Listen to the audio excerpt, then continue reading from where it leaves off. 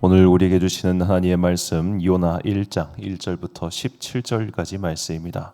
요나 1장 1절부터 17절까지 말씀. 이제 봉독하겠습니다. 하나님의 말씀 경청하십시오. 주님께서 아미떼의 아들 요나에게 말씀하셨다. 너는 어서 저 큰 성읍 니느웨로 가서 그 성읍에 대고 외쳐라. 그들의 죄악이 내 앞에까지 이르렀다. 그러나 요나는 주님의 낯을 피하여 스페인으로 도망가려고 길을 떠나 욥바로 내려갔다. 마침 스페인으로 떠나는 배를 만나 뱃삭을 내고 사람들과 함께 그 배를 탔다. 주님의 낯을 피하여 스페인으로 갈 생각이었다. 주님께서 바다 위로 큰 바람을 보내시니 바다에 태풍이 일어나서 배가 거의 부서지게 되었다. 뱃사람들은 두려움에 사로잡혀 저마다 저희 신들에게 부르짖고 저희들이 탄 배를 가볍게 하려고 배 안에 실은 짐을 바다에 내던졌다. 요나는 벌써부터 배 밑창으로 내려가 누워서 깊이 잠들어 있었다. 마침 선장이 그에게 와서 그를 보고 소리를 쳤다. 당신은 무엇을 하고 있어? 잠을 자고 있다니. 일어나서 당신의 신에게 부르짖으시오. 행여라도 그 신이 우리를 생각해 준다면 우리가 죽지 않을 수도 있지 않소. 뱃사람들이 서로 말하였다. 우리가 어서 제비를 뽑아서 누구 때문에 이런 재앙이 우리에게 내리는지 알아봅시다. 그들이 제비를 뽑으니 그 제비가 요나에게 떨어졌다. 그들이 요나에게 물었다. 우리에게 말하시오. 누구 때문에 이런 재앙이 우리에게 내렸소? 당신은 무엇을 하는 사람이며 어디에서 오는 길이요? 어느 나라 사람이요? 어떤 백성이요? 그가 그들에게 대답하였다. 나는 히브리 사람이요 하늘에 계신 주 하나님 바다와 육지를 지으신 그분을 섬기는 사람이요. 요나가 그들에게 자기가 주의 낯을 피하여 달아나고 있다고 말하니 사람들이 그 사실을 알고 겁에 질려서 그에게 소리쳤다. 어쩌자고 당신은 이런 일을 하였소? 바다의 파도가 점점 더 거세게 일어나니 사람들이 또 그에게 물었다. 우리가 당신을 어떻게 해야 우리 앞에 저 바다가 잔잔해지겠소? 그가 그들에게 대답하였다. 나를 들어서 바다에 던지시오. 그러면 당신들 앞에 저 바다가 잔잔해질 것이요. 바로 나 때문에 이 태풍이 당신들에게 닥쳤다는 것을 나도 알고 있소. 뱃사람들은 육지로 되돌아가려고 노를 저었지만 바다의 파도가 점점 더 거세게 일어났으므로 헛일이었다. 그들은 주님을 부르며 아뢰었다. 주님 빕니다. 우리가 이 사람을 죽인다고 해서 우리를 죽이지 말아 주십시오. 주님께서는 뜻하시는 대로 하시는 분이시니 우리에게 살인죄를 지우지 말아 주십시오. 그들은 요나를 들어서 바다에 던졌다. 폭풍이 일던 바다가 잔잔해졌다. 사람들은 주님을 매우 두려워하게 되었으며 주님께 희생 제물을 바치고서 주님을 섬기기로 약속하였다. 주님께서는 큰 물고기 한 마리를 마련하여 두셨다가 요나를 삼키게 하셨다. 요나는 사흘 밤낮을 그 물고기 뱃속에서 지냈다. 아멘. 하나님께 실망했다면이란 제목으로 하나님의 말씀 선포하겠습니다. 자, 오늘부터 요나서를 1장부터 4장까지 또 강해를 하게 됩니다. 자, 우리가 히브리 문학의 참 아주 훌륭한 작품 중 하나가 이 요나인데 요나서 그리고 룻기, 욥기 이런 책들은 그 저작 연대가 기원전 10세기 이전입니다. 그러니까 우리나라 고조선 때 단군 왕검이 이 땅에 터잡으시고 나라를 세우시고 할 때 이 작품이 나온 겁니다.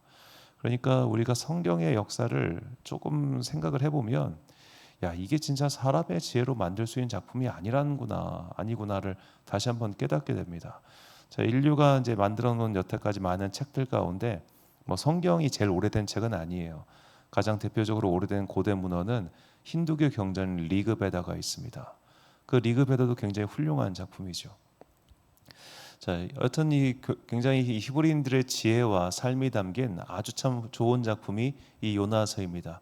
1장부터 4장까지 딱 장별로 구성이 탄탄하게 짜여져 있는 매우 짜임새 있는 책이죠. 그래서 우리가 쉽게 읽을 수 있고 또 이해하기도 쉬운 책입니다. 이 물고기 뱃속에서 3일 동안 있었던 이야기 때문에 우리는 요나 하면 물고기 뱃속밖에 사실 떠올리지 않긴 한데 물고기 뱃속은 다음 주에 나오는 이제 2장에만 딱 잠시 등장할 뿐 그것이 사실 요나서의 핵심 주제는 아니에요. 요나가 물고기 뱃속에 있었다는 것이 요나서의 핵심 주제는 하나님께 계속해서 퉁명스럽게 반항하는 요나의 모습이 그 자체가 주제입니다. 자, 요나는 하나님의 시키신 명령을 거절하죠. 오늘 본문 2절을 보니까 너는 일어나 저 큰 성읍 니느웨로 가서 그것을 향하여 외치라. 그 악독이 내 앞에 상달되었음이니라 하시니라. 아멘. 자, 저 큰 성읍 니느웨는 아시리아 제국의 여러 수도 중에 하나였습니다. 그 중에 가장 큰 성읍이었는데요. 그 니느웨라고 하는 도시에 악독이 상달됐다. 이 아시리아라고 하는 제국은 이 잔혹하게 피지배인들을 통치하기로 유명한 나라입니다. 그야말로 멸절시키다시피 한 민족과 나라를 없애버리는 그런 나라였고, 이스라엘 역사에서도 그들은 끊임없이 북이스라엘과 남유다를 괴롭힌 존재로 등장하지요. 그리고 마침내 북이스라엘을 멸망시킨 자들도 아수르 제국이었습니다. 자, 그러다 보니까 이 요나가 정확하게 남유다 사람인지 북이스라엘 사람인지 우리는 알 수 없지만, 분명한 것은 자기네 민족을 괴롭히는 저 악독한 대적 아수르를 위해서 활동하고 싶은 마음이 단 요만큼도 없었던 겁니다. 그렇기 때문에 요나는 하나님의 명령을 거부하고 저 반대쪽인 스페인으로 다시스로 떠나지요. 자, 그러다 이제 그 배가 풍랑을 만나게 됩니다. 여기서 굉장히 재밌는 것은, 자, 막 풍랑이 치고 있습니다. 그런데 요나는 선실에서 그냥 있습니다. 거기에 있는 선원들부터 시작해서 승객들 모두가 자기들이 믿는 신에게 부르짖고 하고 있는데, 요나는 아무것도 하고 있지 않아요. 요나는 이때 이미 알고 있었던 겁니다. 이것이 바로 하나님께서 일으키신 일이라는 걸. 그런데도 요나는 아무 일도 하고 있지 않습니다. 12절도 마찬가지입니다. 본문 12절 보니까, 그가 대답하되 나를 들어 바다에 던지라. 그리하면 바다가 너희를 위하여 잔잔하리니 너희가 이 큰 폭풍을 만난 것이 나 때문인 줄을 내가 아노라 하니라. 자, 자기 때문에 이 일이 벌어졌습니다. 요나가 지금 미안해가지고 이런 말 하는 게 아닙니다. 요나는 지금 하나님께 대항하고 있는 겁니다. 하나님 앞에서 고집을 부리고 있습니다. 야, 너 안 돌아가? 안 돌아가 그러시는데 안 가. 나 안 가. 배째. 죽여. 이러는 거예요, 요나는. 자, 요나가 왜 이렇게까지 거부하고 반항했을까? 그 정도로 아수르가 미웠습니다. 아수르가 너무너무 미웠고, 그 아수르를 위해서, 그들의 영혼의 구원과 회개를 위해서 나를 보내시는 게 너무너무 싫었습니다. 그래서 요나는 끝까지 지금 하나님 앞에서 목대를 아주 높게 세우고 안 해, 죽여 이러고 있는 거예요. 자, 이 요나의 모습, 어쩌면 이 모습 속에서 우리는 단순히 하나님께서 시키신 일에 반항하는 것을 넘어서 그는 왜 이렇게까지 하나님의 일을 거부했을까? 이것을 잘 생각해 봐야 합니다. 그 이유는 하나님이 자기의 생각과 다르게 행동하고 계시기 때문입니다. 자, 우리는 누구나 하나님께서 은연중에 내 편을 더 많이 들어주실 거야라는 생각을 합니다. 더구나 내가 믿음 생활에 열심을 가지고 열정을 가지고 행동하고 있다면 더더욱 그런 생각을 하지요. 자, 그런데 하나님께서 행하시는 결과를 보니까 나보다 저 사람을 더 사랑하시는 것 같아요. 나보다 저 사람에게 더 많은 복을 주시는 것 같아요. 그런데 내가 아무리 봐도 저 사람은 그냥 일주일에 한번 교회 와가지고 쓱 예배드리고 예배 시간 내내 졸다가 가. 이런 식으로 신앙생활도 그렇고 일상생활도 별로 좋지 않아. 그런데 왜 저 사람에겐 복을 주시고 나에게는 복을 주지 않으시는가? 왜 하나님께서는 저 사람의 편을 들어주시고 내 편을 들어주시지 않는가? 즉, 하나님께서 내가 생각한 대로, 내가 상정한 대로, 내가 상상한 대로 움직여 주시지 않을 때 우리는 요나와 같은 모습을 보이게 된다는 겁니다. 요나는 굉장히 적극적으로 그것을 표현한 사람이었을 뿐, 우리의 심령 가운데도 그런 비슷한 생각이 일어나는 거죠. 왜 이렇게 하시지? 내가 기도했는데 왜 안 들어주시지? 왜 저 사람에겐 복을 주시고 나에겐 안 주시지? 쟤는 진짜 별론데? 우리 항상 이렇게 비교하면서, 남을 보면서, 혹은 나의 상태를 보면서 하나님께 대한 기대가 무너질 때가 있더라는 거예요. 하나님은 이렇게 하셔야 되는데, 하나님은 마땅히 이러셔야 되는데 라고 말이죠. 자, 그래서 잠언 기자가 이런 말을 합니다. 잠언 13장 12절을 보니까, 소망이 더디 이루어지면 그것이 마음을 상하게 하거니와 소원이 이루어지는 것은 곧 생명나무니라. 자, 소망이 더디 이루어지면 그것이 마음을 상하게 한다. 이것은 한 가지 기도 제목을 놓고 오랫동안 기도해 본 사람이라면 다들 아는 이야기일 겁니다. 예전에 있던 교회에서 이제 교회 안에 사랑부라고 하는 그 장애를 가진 아이들, 걔네들끼리 따로 예배하는 부서가 있었습니다. 이 장애를 가진 아이들이 따로 예배를 드리는 이유는 뭐 가슴 아픈 일이기는 하지만 그 아이들이 보통 아이들과 함께 있으면, 보통이라는 표현 좋은 표현은 아닌데 여하튼 이제 함께 있으면은 이 친구 하나로 인해서 나머지 애들이 너무너무 좀 많은 어려움을 겪어요. 그때 이제 저도 참 이렇게 전도사 때 제가 미숙해서 벌어진 일이라고 생각은 하긴 합니다만, 그때 이제 여름 성경학교 때 일이었는데 제가 잠시 자리를 비웠을 때 그때 장애인 친구 한 명이, 이제 이 친구가 조금 좀 심한 경계성 장애였는데 옆에 있는 친구들한테 침을 계속 뱉은 거예요. 욕을 하고 침 뱉고. 그러니까 지도 뭐 이게 컨트롤이 안 됐겠지. 그러니까 이 남자애가 참다가 침 좀 그만 팍 밀어버렸어요. 이렇게 팍 미니까, 근데 하필이면 걔네 엄마가 그때 와서 그 장면을 봤어요. 자기 아들이 이제 딴 애들한테 막 침 뱉고 이런 거 못 보시고 이렇게 밀치는 것만 딱 보시니까 얼마나 상처가 크셨겠어요. 나중에 전후사정 설명을 해드렸지만 이게 상처는 쉽게 사라지는 게 아니거든. 그때 제가 이게 아픈 자식을 키우는 엄마 아빠가 어떤 마음인가를 거기서 많이 봤습니다. 이분들은 굉장히 강합니다. 왜냐하면 내가 강하지 않으면 내 자식한테 사람들이 함부로 할까 봐 진짜 강하세요. 뭐 그것이 교회든 학교든 마찬가지입니다. 그런데 이분들이 그러면 그 강한 것만큼 그 뭐 금요일이든 새벽이든 기도의 자리 나오시는가? 안 나오세요. 왜 그럴까 궁금했어요. 왜 안 나오실까? 저분들은 그렇게 자녀가 아프고 하면은 왜 나와서 기도하고 그러지 않으실까? 이미 했던 겁니다. 이미 태어나가지고 초등학교 들어가기 전까지 수년 동안 목에서 피 나올 정도로 기도하셨어요. 그런데 애가 안 낳잖아요. 그러니까 실망하는 겁니다. 이렇게 핏대를 세우고 우리 자식 고쳐주세요. 우리 애들 병 낫게 해주세요. 기도를 했는데 안 나. 그럼 온갖 후회가 밀려와요. 내가 그때 임신했을 때 이거 먹어서 그랬나? 그때 거기 가서 그랬나? 엄마들은 죄책감에 가지고 살고 아버지는 무력감에 가지고 살고 기도해도 변하지 않고, 그러니까 사람이 도끼밖에 더 오르겠습니까? 욥보다, 지금 이 요나보다 더하면 더했지 결코 덜하지 않은 도끼가 사람 마음에서 솟아오르잖아요.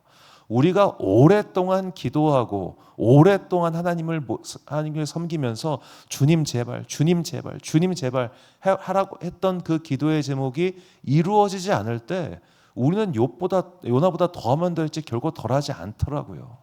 도끼가 생깁니다. 실망감이 차오릅니다. 하나님, 나 당신 안 믿을래요 라는 말이 절로 튀어나옵니다. 그냥 습관에 따라서 일주일에 한 번 교회를 나올 뿐 그 이상으로 안 가고 싶어져요. 왜? 기도해도 변하지 않으니까.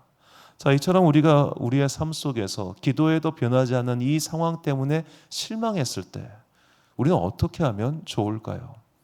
이거 가지고 참 많은 이야기를 할 수 있겠습니다만, 먼저 오늘 간단히 한 가지만 말하자면 내 기도를 점검해야 합니다. 제가 초등학교 5학년 때 일인데요. 그때 이제 교회 전도사님이 기도하면 하나님께서 뭐든지 들어주셔라는 설교를 하셨습니다. 마침 그 설교를 듣고 저는 결심을 해봤습니다. 하나님, 이번 중간고사 성적 잘 나오게 해주세요. 매일매일 기도했습니다. 기도만 했습니다. 공부는 안 했습니다. 자, 그렇게 2달 동안 기도만 했는데 어떤 결과가 펼쳐졌을까요? 성적이 그야말로 곤두박질. 자, 잘못된 것을 구했기 때문이죠. 우리는 기도할 때 하나님의 뜻을 묻는 게 아니라 내 의지를 관철하려고 할 때가 많습니다. 하나님께서 오늘 나에게 원하시는 것이 궁금한 게 아니라 오늘 내가 원하는 것을 하나님께 상당하고, 이거 들어주셔야 됩니다. 결제서에 도장 찍어주셔야 됩니다. 이거 안 찍어주시면 나 어떻게 될지 모릅니다. 요나보다 2배는 더 나갈 겁니다. 이런 마음이 우리 안에 있더라는 거죠. 하나님께서 지금 우리에게 이것을 원하지 않으시는데 나는 그것을 달라고 징징징징 떼쓰고 있는 것은 아닌가. 그런 면에서 우리가 바울의 삶을 참 배울 것이 많은데, 바울은 먼저 자신의 육신의 질병을 치유해달라고 기도했습니다. 그런데 하나님께서 그거 안 들어주시죠. 왜 그랬냐? 너 그것까지 나오면 네 교만이 하늘을 찌를 거야. 지금 너가 있는 바 그것을 족한 줄로 여겨요. 너를 교만하지 않게 겸손하도록 내가 네 안에 육체의 가시를 준 거야. 그 대답을 듣고 나자 바울은 더 이상 기도하지 않습니다. 그 문제가 해결된 것이죠. 자, 바울은 자신의 선교 사역을 위해서 여러 계획을 세웠습니다. 바울은 할 말이 있었습니다. 내가 나 좋다고 이 선교 사역합니까? 하나님을 위해서 하는 거잖아요. 그런데 하나님께서 그가 가는 길을 막으시고 때로는 풍랑을 만나게 하시고 때로는 강도를 만나게 하시고 때로는 돌에 맞게 하시고 때로는 채찍이 맞게 하셨단 말이에요. 자, 그렇게 바울은 하나님을 위해서 일했지만 그 계획대로 진행되지 않았고 막히고 돌아가야 할 때가 너무나 많았습니다. 그런데 그렇게 막히고 돌아가게 하심으로 하나님께서는 하나님의 일들을 이루어 가셨죠. 바울은 하나님 앞에서 유연한 사람이었습니다. 그렇기 때문에 내 소망, 나의 기도의 제목이 이루어지지 않더라도 이 뒤에 감춰져 있는 주님의 뜻이 있음을 그는 알고 있었고, 그렇기 때문에 그것에 대해서 고집을 부리지 않았던 겁니다. 우리가 기도할 때 항상 염두에 둬야 되는 것이 바로 이것입니다. 우리에게는 각자 소망이 있습니다. 소망이 없는 사람은 더 문제예요. 예를 들어 이제 야 그래 하나님께서 기도해도 안 들어주시니까 난 기도 안 해. 그냥 내가 알아서 다 할 거야. 이런 사람과 하나님 그저 믿습니다. 기도하겠습니다. 주님 제 소원 좀 들어주세요. 이런 둘 중에 하나님께서 누구를 더 사랑하시겠습니까? 미숙할지언정 이 사람이에요. 어떠한 나는 기도 안 해. 그냥 내가 알아서 할 거야. 이 사람은 사실은 하나님 안 믿는 사람이거든요. 미숙할지라도 그렇게 하나님을 믿고 일단은 내 소망에서 출발해서 계속 하나님께 매달리면서 때로는 들어주셨다가 때로는 실망했다가 때로는 낙심했다가 때로는 좌절했다가 이 모든 과정 속에서도 하나님을 떠나지 않는 그 사람에게 주님께서 복과 은혜를 주시지, 그냥 내가 알아서 할게요 하나님, 아유 나 기도 안 해요, 너 어차피 내가 알아서 할 건데요, 뭐 이런 사람에게 복을 주시겠습니까? 그래서 우리가 미숙할지언정 믿음이 있는 게 중요한 거지, 내가 성장했다 치고 믿음 없이 사는 것은 결코 하나님께서 원하시는 바가 아니에요. 그러므로 내 소망을 가지고, 내 소망의 문제, 내 삶의 문제를 가지고 하나님께 기도하고 아뢰는 것은 마땅한 바입니다. 그것은 성도의 권리입니다. 자녀가 부모에게 아버지 나 이게 필요해, 엄마 나 이것 좀 사줘라고 말할 수 있잖아요. 안 사주는 건 엄마 마음이지. 일단 나는 아뢰 수 있단 말이에요. 그것은 우리의 당연한 권리입니다. 다만 그것을 들어주지 않으셨을 때 엄마는 내 엄마 아니야. 세상에 엄마 나한테 이럴 수 없어. 엄마는 날 낳아주지 않은 게 분명해. 다리 밑에 나 주워왔어. 이런 태도를 취할 것이냐, 아니면 엄마가 이거 안 사준 거는 분명히 다른 뜻이 있을 거야. 알았지 뭐. 이럴 것이냐. 이 모든 것은 결국 하나님과의 관계 속에서 나타나는 결과라는 것이죠. 그래서 우리가 하나님께 대한 혹시라도 잘못된 소망과 기대를 가지고 있다면 먼저 그것부터 바로 잡아야 합니다. 그래야 우리가 기도의 응답이 더디 오더라도, 혹은 하나님의 대답이 우리의 소망과 다를지라도 우리가 실망하지 않게 되는 것이죠. 그래서 사도 바울은 갈라디아서에서 다음과 같이 권면합니다. 갈라디아서 5장 24절부터 26절까지 말씀 우리가 찬 목소리로 봉독하겠습니다. 시작. 그리스도 예수의 사람들은 육체와 함께 그 정욕과 탐심을 십자가에 못 박았느니라. 만일 우리가 성령으로 살면 또한 성령으로 행할지니 헛된 영광을 구하여 서로 노엽게 하거나 서로 투기하지 말지니라. 아멘. 사랑하는 지혜비 광성교회 성도 여러분, 그리고 이 새벽 함께 깨우고 계신 귀한 주님의 자녀 여러분, 우리가 하나님께 기도할 때 항상 잊지 말아야 될 것은, 예수님께서 우리에게 기도를 가르쳐 주실 때 너희는 먼저 그의 나라와 그의 의를 구하라, 그리하면 이 모든 것을 너희에게 더하시리라 라고 분명히 말씀하셨습니다. 이것은 내가 기도하는 대상인 하나님께 대해서 오해를 하지 말라는 겁니다. 내가 하나님을 잘못 알고 있다면 이제는 나의 기도의 내용을 바꿔가야 하겠지요. 하나님은 내 욕망을 달성하기 위한 도구가 아니라 우리가 오히려 나의 의지와 나의 생각을 바꿔서 하나님께 순종하기 위한 도구라고 하는 것, 이것을 잊지 마시고 하나님을 수단으로 아닌 목적으로 삼는 지혜로운 여러분과 제가 되시기를 주님의 이름으로 축원합니다. 기도하겠습니다. 사랑과 은혜가 풍성하신 아버지 하나님, 지난 시간 우리들은 하나님을 나의 삶에 어떤 것을 이루기 위한 수단으로 가지고 자꾸만 하나님께 허망한 것들을 구한 적이 있음을 겸손하게 고백합니다. 이제 우리의 기도의 내용이 조금씩 바뀌게 하여 주옵소서. 마치 어린아이들이 부모에게 바라는 것이 나이가 들면서 성장하면서 바뀌는 것처럼, 나이가 들면서 부모의 마음을 자식들이 깨닫게 되는 것처럼 우리 또한 믿음의 연수가 쌓이고 믿음이 깊어지면서 하나님 당신의 마음을 깨닫게 하여 주옵소서. 그리하여 나의 소망에서 출발한 기도가 마침내 하나님의 마음을 깨닫는 기도 되게 하시고, 나의 간구에서 출발한 기도가 마침내 나를 향한 하나님의 마음을 깨닫게 되는 기도가 되게 하여 주옵소서.